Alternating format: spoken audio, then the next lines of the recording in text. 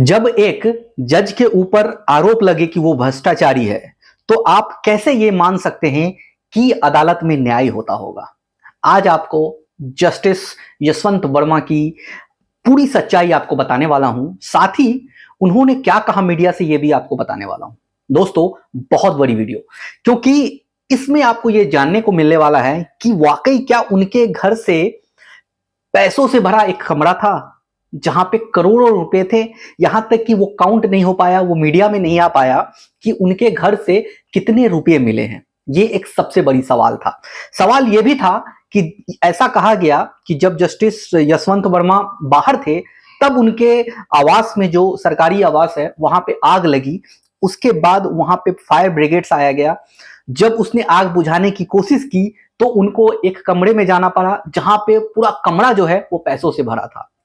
आप एक अनुमान लगाइए कि जैसे ये कमरा है, यहां पे पैसों से भरा हो तो ये कैसा लगता होगा, किस तरह से, कितने सारे पैसे होंगे, ये अभी तक नहीं बात साफ आई।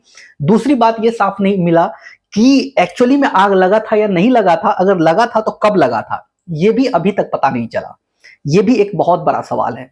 और इसी सवाल को ढूंढते हुए जब इस सब का जवाब नहीं मिला, तो अचानक से एक खबर आती है कि सुप्रीम कोर्ट के जज ने, वो जो दिल्ली हाई कोर्ट के जज थे जस्टिस यशवंत वर्मा, उनको ट्रांसफर करके वापस इलाहाबाद कोर्ट को भेज दिया गया। बता दूं आपको कि 2014 से पहले वो महज एक वकील थे। उसके बाद 2014 के बाद उनको इलाहाबाद हाई कोर्ट में एक जज की कुर्सी मिली। उसके बाद से वो 2021 में प्रमोट करके वो आ गए थे दिल्ली हाई कोर्ट में।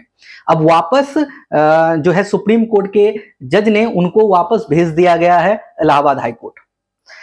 सवाल ये उठता है कि जज जब घोटाला करे, जब चाहे वो हाई कोर्ट का जज हो, चाहे वो सुप्रीम कोर्ट का जज हो, जब उनके ऊपर ये आरोप लगता है कि वो पैसे लेते हैं, पैसे लेकर के बहुत सारे डेट को आगे बढ़ाया जाता है, तो इन सारे जज को, सुप्रीम कोर्ट हो, हाई कोर्ट हो, उन सभी जज को पुलिस नहीं अरेस्ट कर सकती, उसके ऊपर कोई केस नहीं चल सकता। ये वहां का नियम है। इसी चीज को देखते हुए जो कह सकते हैं कि आम आदमी के मन में जो विचार होता है, आम आदमी के मन में जो क्वेश्चंस होते हैं, वो दबे के दबे रह जाते हैं।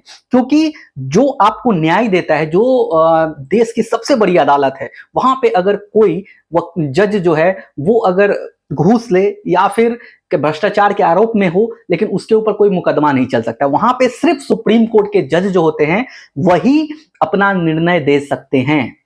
ये चीज के ऊपर बहुत बार डिस्कस हुआ। ये चीज को लेकर के लोकपाल में भी डिस्कस हुआ। लोकपाल ने भी कहा था कि जो जज होते हैं उनके ऊपर उनको अधिकार दिया जाए कि वो कार्रवाई कर सके, लेकिन सुप्रीम कोर्ट ने उसके ऊपर भी स्टे लगा दिया, ये कह करके कि नहीं, जज के ऊपर कार्रवाई सिर्फ जो है सुप्रीम कोर्ट के जज जो है, चुनिंदा जज जो है, जो उस काउंसिल में है, वही कर सकते हैं और कोई नहीं कर सकता।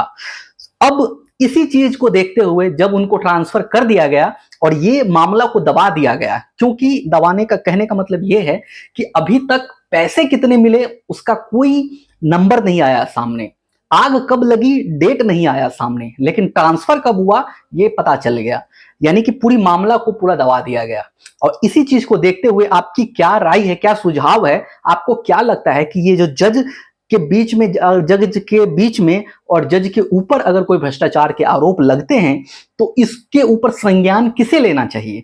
क्या इसमें प्रधानमंत्री का इंटरफेरेंस होना चाहिए, या फिर कोई ऐसा जो एजेंसी होना चाहिए, या फिर ऐसा बॉडी बनाना चाहिए जो कि इस चीज की जांच करे, इसके ऊपर कार्रवाई हो सके? देखते हैं अब आने वाले समय में क्या होगा। हालांकि मैं बता दूं एक बात कि जस्टिस यशवंत वर्मा का अभी तक कोई आधिकारिक बयान नहीं आया है इसके ऊपर। हालांकि सारी मीडिया क्वेश्चन कर रहे हैं, लेकिन इसके ऊपर कोई अभी तक जो है उनका वापस में बयान नहीं आया। देखते आने वाले समय में क्या होगा। जो भी होगा पूरी जानकारी आपको हमारा चैनल सबसे पहले बताएगा, तो चैनल को जरूर सब्सक्राइब कर ले ताकि अपडेट सबसे पहले आप लोगों तक पहुंच सके। फिलहाल अभी के लिए इतना ही। मिलते हैं एक नई वीडियो में एक नई अपडेट के साथ। तब तक के लिए आप खुश रहिए, सुरक्षित रहिए। जय हिंद।